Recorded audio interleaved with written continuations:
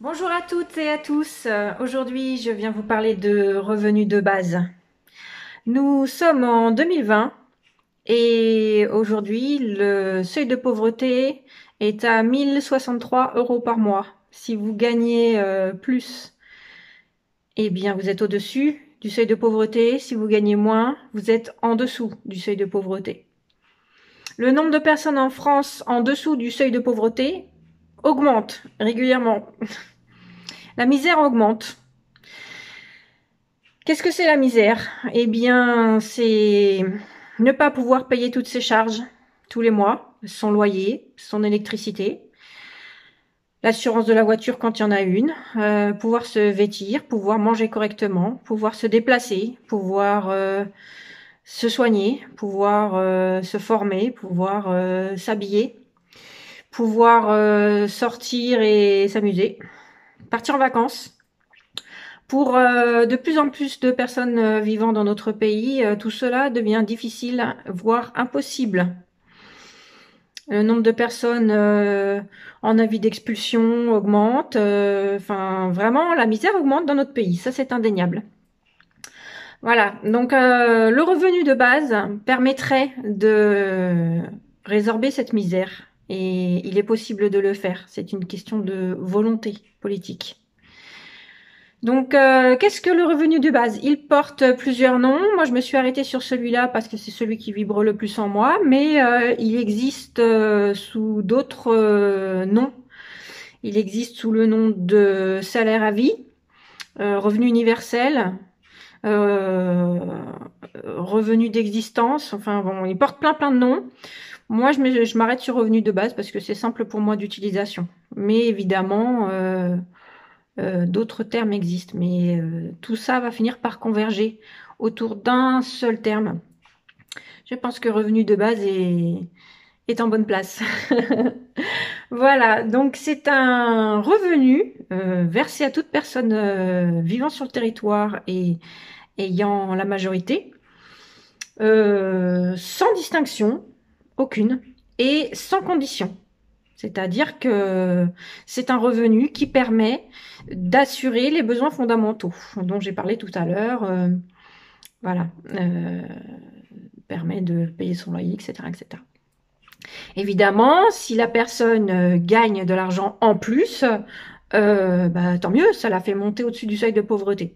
Mais ça permet surtout aux plus fragiles de pas se retrouver la tête sous l'eau. Parce qu'on a quand même en France, l'année dernière, je crois, 850 personnes qui sont mortes dans la rue. De froid, en hiver, de faim, de désespoir, de misère, quoi. La misère tue, oui. Alors, elle tue directement dans ces cas-là, mais elle tue indirectement des gens qui sont fragilisés chez eux, qui vont plus se faire soigner, qui sont pas en bonne santé, qui mangent mal, qui vivent mal et qui meurent d'épuisement prématurément. Donc, faut pas s'arrêter aux 850 personnes qui décèdent tous les ans dans les rues en France. C'est beaucoup plus large que ça. La misère tue. Donc, pour mettre en place un revenu de base, il faut être convaincu de deux choses. La première chose, c'est que sur Terre, tout le monde travaille. Oui, sur Terre, tout le monde travaille. Tout le monde est utile et tout le monde travaille. Vous prenez une personne qui va méditer 2 semaines dans la montagne, eh bien, elle travaille.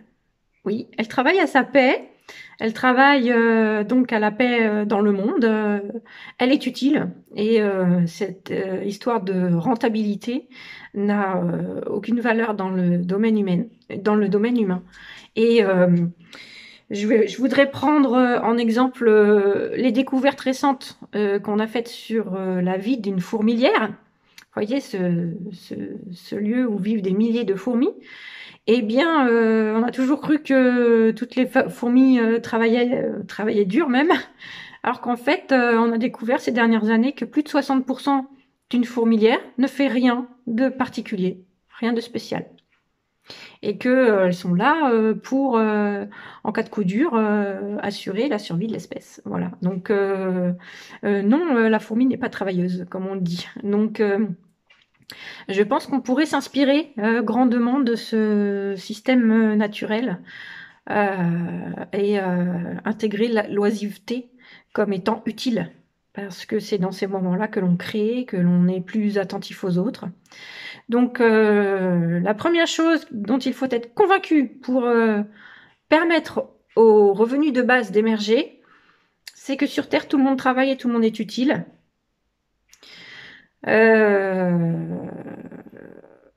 Et la deuxième chose, c'est que tout le monde mérite le meilleur. Tout le monde mérite le meilleur.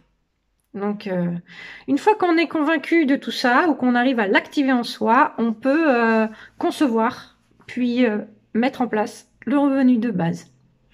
Donc, je propose d'aligner le revenu de base sur le seuil de pauvreté, voire un petit peu plus. Donc, comme actuellement, il est à 1063 € par mois, je propose que le revenu de base, il soit à 1100 € par mois et qu'on le réajuste tous les ans sur ce fameux seuil de pauvreté.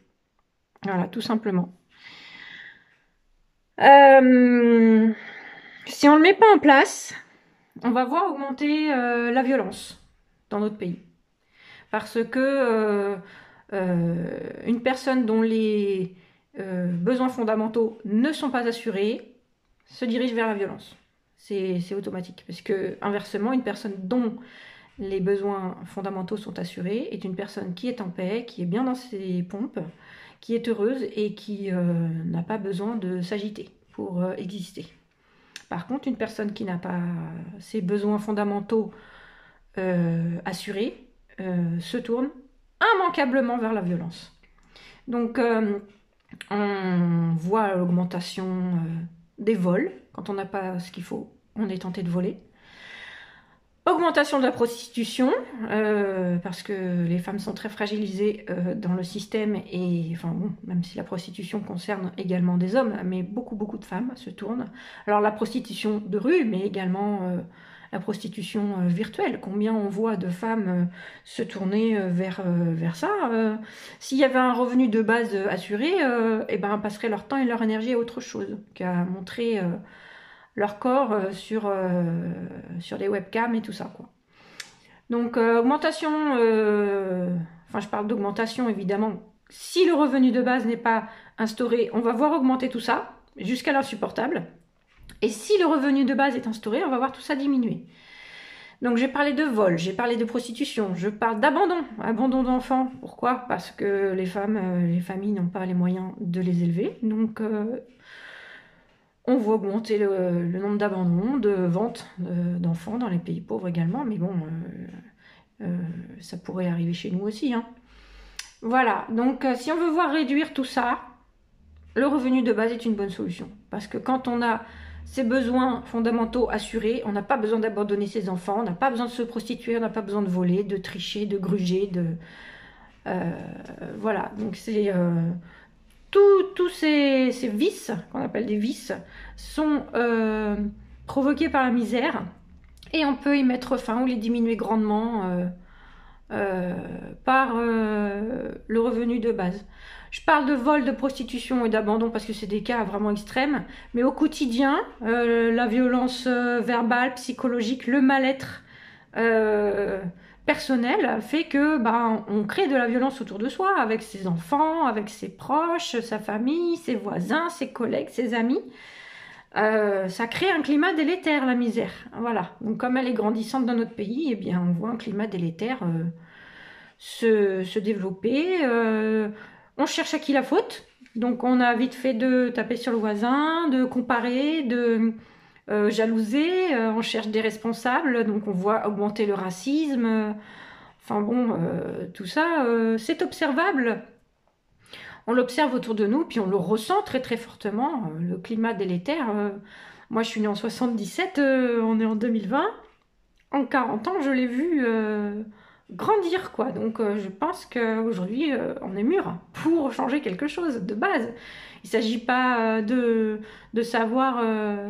quel besoin il va falloir rogner, parce qu'en fait en ce moment on est en train de faire ça, on est en train de rogner sur nos besoins, alors qu'en fait non, il faut aligner les revenus sur les besoins et pas l'inverse.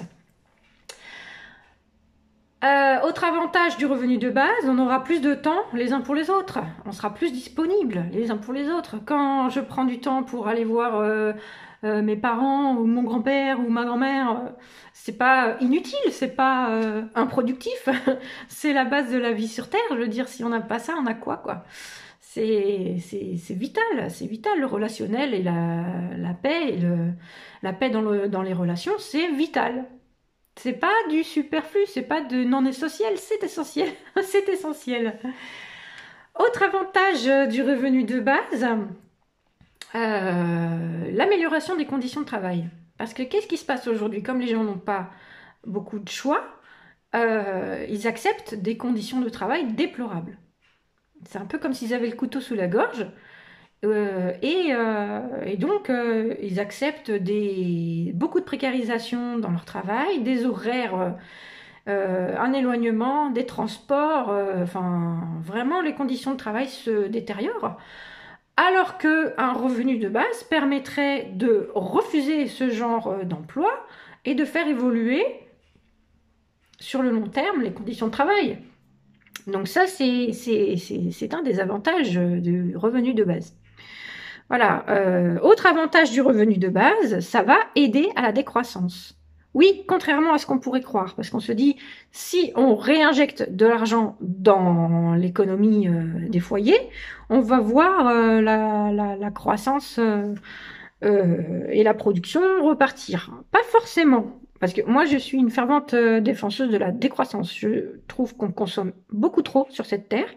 Et c'est pas mon avis personnel, c'est l'avis de la planète. Si on consomme tous comme ça, comme dans les pays occidentaux et les pays dits riches, eh bien, une planète n'y suffira pas. Donc oui, il faut décroître. Donc, un revenu de base permet d'assurer ses besoins fondamentaux et donc de pas avoir besoin de faire des achats complètement compulsifs. Parce qu'aujourd'hui, qu'est-ce qu'on voit? Les gens sont tellement mal qu'ils sont obligés d'acheter n'importe quoi pour se sentir bien. Donc si on donne de quoi assurer les besoins fondamentaux, on verra moins de produits inutiles être fabriqués, être consommés, être jetés, être recyclés ou pas, et polluer notre planète. Donc oui, le revenu de base est bien un outil de décroissance. Voilà. Et en dernier, j'aurais dû commencer par ça, mais on retrouve une dignité humaine, parce qu'aujourd'hui, on est très très loin, on est en train de s'éloigner de cette dignité humaine, on est en train d'instrumentaliser les uns et les autres, il faut avoir une rentabilité, une utilité, on compare les uns et les autres, enfin bon, c'est ceux qui travaillent, ceux qui travaillent pas, enfin c'est le terme utilisé aujourd'hui, hein. On traite de fainéants ceux qui travaillent pas, alors qu'on sait très bien que aujourd'hui la quantité de travail classique, elle est inférieure au nombre de gens qui sont en demande d'emploi. Et puis avec l'industrialisation et la robotisation, ça va pas aller en s'arrangeant. Donc c'est important de réinjecter de la dignité humaine. Et ce revenu de base est un outil pour cela. Voilà. Donc, je vais pas rentrer dans les gros détails de comment le mettre en place, parce que pour moi, ça me semble tellement évident. Il n'y a jamais eu autant d'ultra riches qu'aujourd'hui.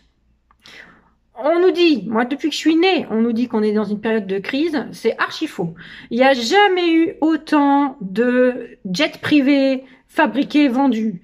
Jamais autant de villas de luxe vendues. Jamais autant de piscines fabriquées, de voitures de luxe fabriquées, vendues. On n'en a jamais été autant dans la possibilité de le mettre en place, ce revenu de base. Les ultra riches ont explosé, le nombre d'ultra riches a explosé. Voilà. Donc, de l'argent, il y en a. Il est juste très mal placé, parce que de l'argent pour envoyer des fusées sur la Lune, on en trouve. De l'argent pour nourrir les armées, les missiles, les avions de chasse, etc., on en trouve. L'argent, il y en a. C'est pas un problème. Dire qu'on est en période de crise, qu'il n'y a pas d'argent, c'est faux. C'est une manière de museler la demande. Donc, et deuxième chose à savoir aussi sur l'argent, c'est que aujourd'hui, et puis ça fait des années que ça dure, plus de 70% de l'argent qui circule tous les jours dans le monde, c'est de l'argent spéculatif, c'est de l'argent de la spéculation créée en bourse. C'est pas de l'argent lié à la production, au travail. Plus de 70% de l'argent qui circule dans le monde, c'est ça. c'est de l'argent spéculatif. Donc de l'argent, il y en a. C'est pas un problème. C'est juste que cette abondance, l'abondance est là, elle n'est pas partagée correctement. Donc, si on aligne simplement, moi je m'en fiche qu'il y ait des ultra riches, je suis pas jalouse qu'ils aient 15 yachts, 3 piscines, 2 villas, enfin, ça m'est égal, tant mieux. Mais qu'on pense aux plus fragiles, qu'on assure la base. Si la base est assurée, tout le monde en profitera après. Moi, je peux pas croire que des personnes peuvent être bien dans leur tête en sachant qu'il y a des gens qui meurent de faim encore dans notre pays, quoi. Donc, si on veut partager pas seulement la richesse financière, mais également le bonheur d'être ensemble, créer une société, c'est ça une société, sinon c'est pas une société. Si on n'est pas tous ensemble, c'est pas une société. Donc, c'est important de créer ce revenu de base, aligné sur le seuil de pauvreté, voire un petit peu plus. J'aimerais vous parler des contre-arguments, parce que j'ai comme l'exemple des congés payés. Les congés payés, aujourd'hui, dans toutes les entreprises de France, on assure 5 semaines de congés payés aux employés par an. 5 semaines par an, où les employés ne viennent pas travailler et ils sont payés. Ça existe depuis quand, ces congés payés? Ça n'a pas toujours existé. Ça existe depuis 1936. C'est le Front populaire en France qui a demandé... Alors, ils n'ont pas demandé 5 semaines à l'époque. Ils ont demandé 1 semaine. Et encore, c'était pour en lien avec des fêtes religieuses chrétiennes. Dans notre pays, c'était ça. Donc, les employés ont demandé 1 semaine de congés payés dans l'année pour pouvoir faire, je ne sais plus quelle fête religieuse, voilà, pour pouvoir élargir avant et après la fête, bref. Ensuite, c'est passé à 2 semaines, 3 semaines, et aujourd'hui, on est à 5 semaines. Les arguments qui ont été contre les congés payés en 1936 sont exactement les mêmes que ceux qui vont arriver aujourd'hui et qui arrivent déjà contre le revenu de base. À savoir, c'est pas possible, on n'a pas l'argent, ça va couler le pays, parce que c'est en 1936 c'est exactement ce qui a été dit, à savoir que les entreprises ne pourraient pas payer 1 semaine de salaire sans que les employés viennent travailler, c'est pas possible, ça va couler l'entreprise. Aujourd'hui, on est à 5 semaines et les entreprises parviennent à payer les congés payés de leurs employés et en bénéficient parce que des employés reposés sont des employés bien plus productifs. Donc aujourd'hui, personne ne remet en question la possibilité de payer les 5 semaines de congés payés. Donc le revenu de base, c'est pareil. Aujourd'hui, il y a des gens qui disent « c'est pas possible, on n'a pas d'argent ». Dans 50 ans, on en reparlera autrement. Donc si, c'est possible. C'est possible. Et le deuxième argument en 1936 contre les congés payés, c'était « mais vous êtes des feignants. Vous voulez ne pas travailler pendant 1 semaine et qu'on vous paye. Mais vous êtes des feignants. » Et c'est exactement le même argument qu'on a aujourd'hui. Comment ça, un revenu de base? On va payer les gens à ne rien faire? Alors déjà, je vous rappelle qu'on ne fait jamais rien. On fait toujours quelque chose.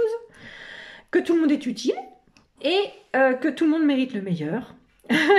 Donc, c'est pas une histoire de feignant, parce que il est tout à fait possible pour un salarié un jour de se retrouver au chômage ou d'avoir un problème dans sa vie, de devoir s'arrêter ou d'avoir envie de faire autre chose et de devoir réorienter. Ça peut arriver à tout le monde. Et là, on a son revenu de base. Après, si on veut gagner plus, on peut travailler au sens classique du terme et ça s'ajoute. Donc non, les personnes aujourd'hui qui ne travaillent pas ne sont pas des feignantes. Je veux dire, je trouve que c'est un manque de respect de la personne humaine de dire que tous les chômeurs sont des feignants. Ou une personne qui a besoin de se reposer dans son parcours de vie, ou une personne qui a besoin de se réorienter, de changer de voie, et qui à un moment a besoin d'arrêter son activité du moment. Donc c'est important pour plus de souplesse dans la vie des gens et donc dans la vie de la société, qu'on ait un matelas, c'est un matelas ou un filet, je ne sais pas comment on peut dire ça, mais en tout cas, que les besoins fondamentaux soient assurés. C'est important.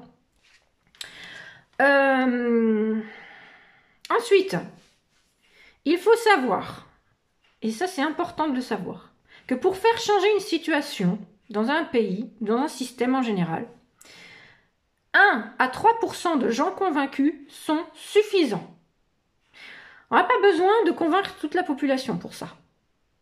1 à 3%, ça suffit. Pourquoi? Parce que c'est le moteur. Après, beaucoup de gens se laissent influencer et suivent en fait le mouvement. Alors quand le mouvement il est dans le bon sens, ils suivent dans le bon sens.